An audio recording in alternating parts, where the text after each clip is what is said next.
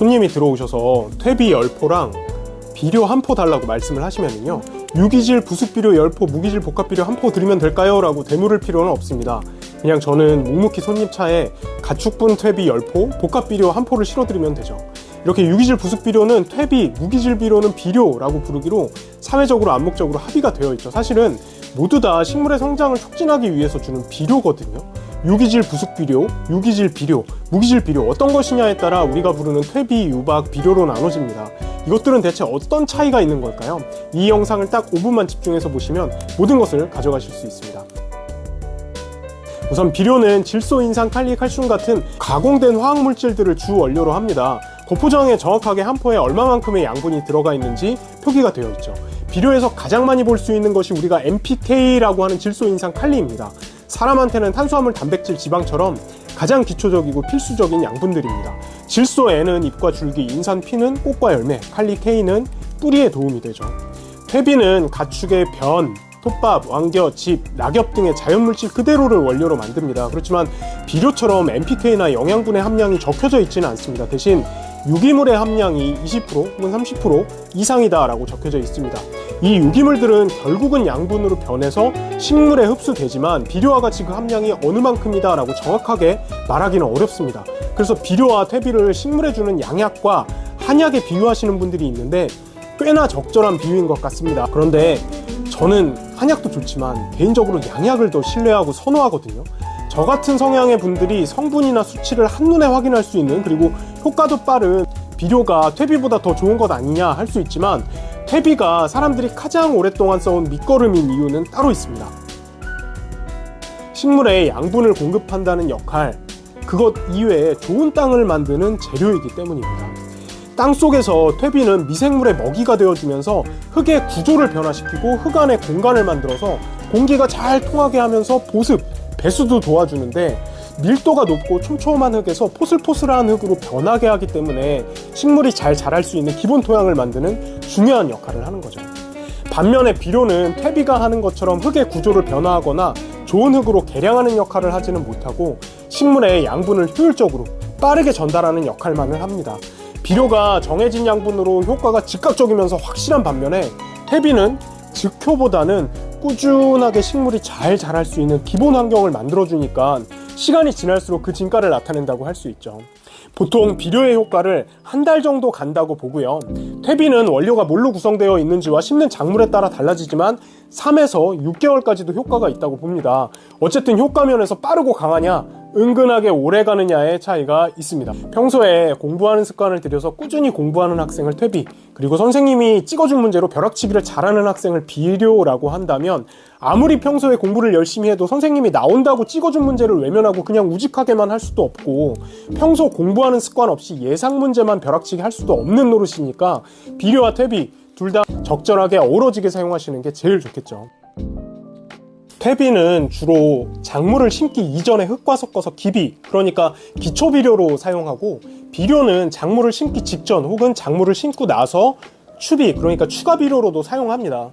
비료는 가장 대표적인 복합비료에서부터 어떤 주성분을 가지고 있느냐에 따라 아주 다양한데요. 작물의 종류와 생육 상태에 따라 다르게 선택해 주시는 게 좋겠습니다. 앞으로 비료에 대해서도 다양하게 다루겠습니다. 구독을 먼저 눌러주시면 감사하겠습니다. 그런데 학생들도 공부를 너무 많이 하고 스트레스가 심해지면 문제가 생기는 것처럼 비료와 퇴비도 마찬가지로 적절한 양을 주지 않고 너무 많이 주게 되면 토양에 비료가 가지고 있는 염류 성분이 땅을 산성으로 만들어서 식물을 잘 자라지 못하게 합니다.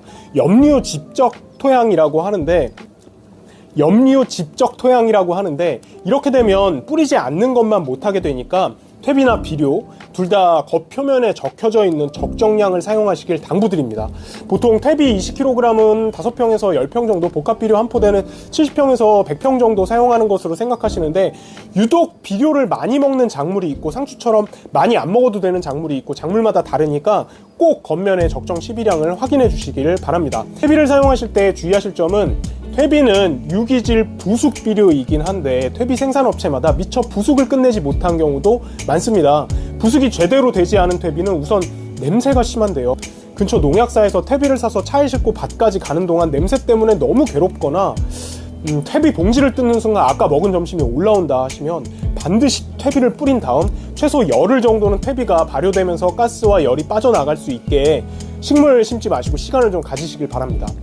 농약사에 퇴비를 사러 갔는데 왠지 봉지가 너무 깨끗하고 포장한 지 얼마 안 된 느낌이 든다 하시면 작년 거, 오래된 거 달라고 요청해 보시는 것도 좋겠습니다.